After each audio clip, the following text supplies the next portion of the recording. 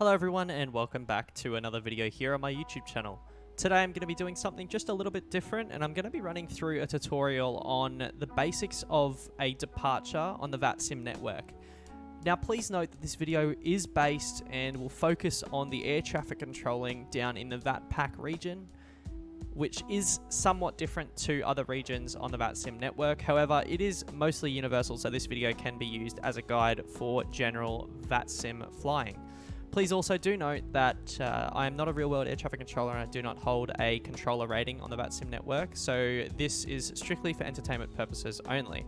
Throughout the video, I'll cover several topics from the ATIS to clearance, pushback, taxi, takeoff, and finally onto the airborne controlling and the calls. So please do stay tuned and let me know what you think in the comments. Okay, so now that we have pre-flighted the aircraft and we are ready to pick up the ATIS to get our clearance, we're going to go onto our VATSIM client. For example, when I use X-Plane, I use X-Pilot, and if I'm using P3D or Microsoft Flight Simulator, that would be V-Pilot. So, on the left-hand column of that window of our client, it should say what controllers are online, as well as their frequencies and their positions. So, for the ATIS, we just look for the ICAO code of our airport and the ATIS. So, in this situation, it would be Adelaide, so Yankee, Papa, Alpha, Delta, ATIS. And we're going to assume that that frequency is 119.0. If we enter 119.0 here in our standby and switch it to the active, we will hear the ATIS, and we're going to take down the general information that we need from the ATIS. Adelaide Terminal Information Bravo. Time 0455 Zulu, runway 23, expect ILS approach. Winds 230 at 10 knots, temperature 15, dew point 9er, Cav OK, QNH 1013. On first contact with Adelaide delivery or approach, advise receipt of information Bravo.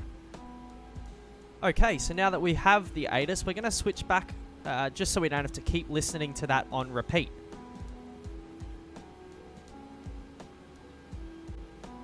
Okay, so now that we have information Bravo on board, we can now call for our clearance, also known as an airways clearance or an IFR clearance, to our destination. So we're going to go over to the clearance frequency here in Adelaide, which I looked on the charts and I believe it should be 126.1. We'll just enter this here on our standby frequency and we'll switch over. It's always a good idea though, when you're switching over, to give it probably 5 or 10 seconds. Just make sure that nobody's in the middle of calling, and then once you realize that the frequency is free and there's nobody else talking, then go ahead and make the call that you need to make. So now that we have heard the frequency is silent, no one else is calling, we are going to request our IFR Airways clearance.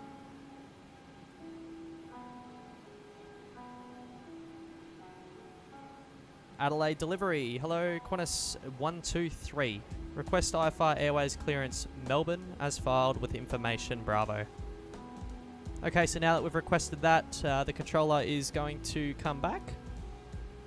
Qantas 123, you're cleared to Melbourne via the Bendo flight plan route.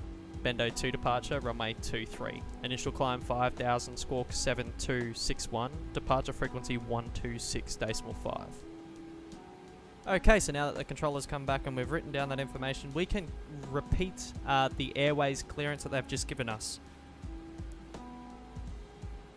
Adelaide delivery, Qantas 123 is cleared Melbourne via the Bendo flight plan route. Bendo 2 departure, runway 23, initial climb 5000, squawk 7261, and departure frequency 126.5. For Qantas 123, we are Bay 23.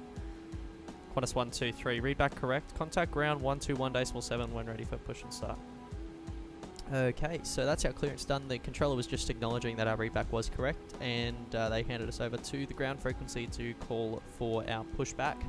Okay, so now that we have picked up our clearance, the next call that we're going to make is going to be to ground, and their frequency here in Adelaide from the charts is saying 121.7. So we'll just set that here, and we're going to call them for pushback. 121.7. As always, switch the frequency, give it 10 seconds, make sure nobody else is calling, and then we'll give them a call for pushback. Adelaide ground, Qantas 123, Bay 23, request push and start. Qantas 123, Adelaide ground, Bay 23, pushback approved. And now that the controller has replied, we're going to reply with pushback approved, Qantas 123. And now that that call is made, we're free to push back and start up our engines, and then we can call for taxi. So we'll do that now. Now that our pushback tug is connecting up, I just want to add in there that prior to calling for pushback, or as you are calling for pushback, it's always a good idea to squawk mode Charlie, also known as TARA, and confirm it on your client that it says mode C.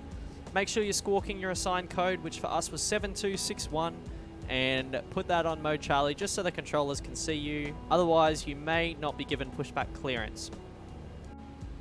Okay, so now that we have finished our pushback, our engines are running and we're ready for taxi, we can call the ground frequency again, requesting taxi. So we'll make that call now. Adelaide ground, Qantas 123, request taxi. Qantas 123, Adelaide ground, runway 23, taxi via Tango 2, Bravo 1 to the Bravo 2 hold point. Now that the controllers said that to us, we can repeat it back to him. Runway 23, taxi via Tango 2, Bravo 1 to the Bravo 2 hold point. Qantas 123.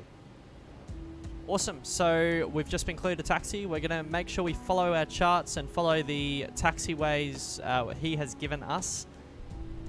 Qantas 123, contact Tower 120.5.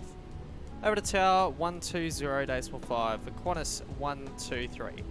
So now ground has just handed us over onto the tower frequency for departure because we're getting close to the hold point, and we'll switch over to that frequency now.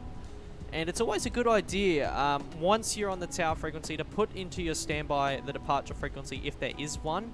So we will do that on our communications box now. We'll come down here. So 120.5 is our tower frequency. We'll just get that one going. And we'll make sure we're not going over the whole point. No, we're not. And our assigned departure frequency was 126.5, so we'll get 126.5 up just in our standby, so it's easy and quick to be able to switch over frequencies. Okay, we'll roll forward now and we will call ready. Okay, so now that we are pretty close to the holding point, we're going to call tower and let them know that we're ready. Okay, so we're on 120.5 as we just set. We're going to pull up here on the hold point and we will give them a call. Adelaide Tower, Qantas 123, ready on Bravo 2. Qantas 123, Adelaide Tower, runway 23, clear for takeoff. Contact departures airborne.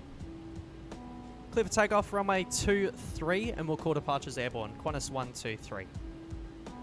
Okay, we are clear for takeoff, and the controller has just let us know to contact departures, so the assigned departure frequency, once we are airborne. So that's exactly why I've set that standby, as obviously departure is pretty hectic.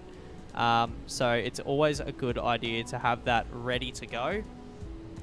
So we'll just turn on our lights here and we shall get ourselves rolling. Okay, so now that we are airborne, I've just switched on the autopilot and it's following the LNAV and VNAV paths.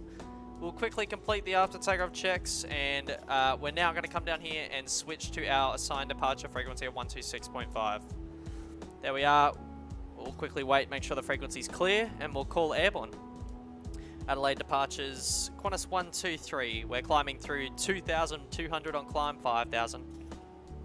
Qantas 123, Adelaide departures. You're identified, climb via SID, flight level 240. Climb flight level 240, Qantas 123. Cool, so now we're clear to climb flight level 240, and we just do exactly as the controller said. Set our altitude, flight level 240, 24,000 feet. And that's pretty much it for the departure. We are going to be handed off to center at some point, and we'll be given further climb to our final cruising altitude. However, that's it for the initial departure. That's all for this video, and I thank you all for watching this tutorial. I know it was pretty short, however, if you would like a further tutorial on more to do with VATSIM, in particular in the VATPAC region, please do not hesitate to comment and let me know. Once again, thank you for watching.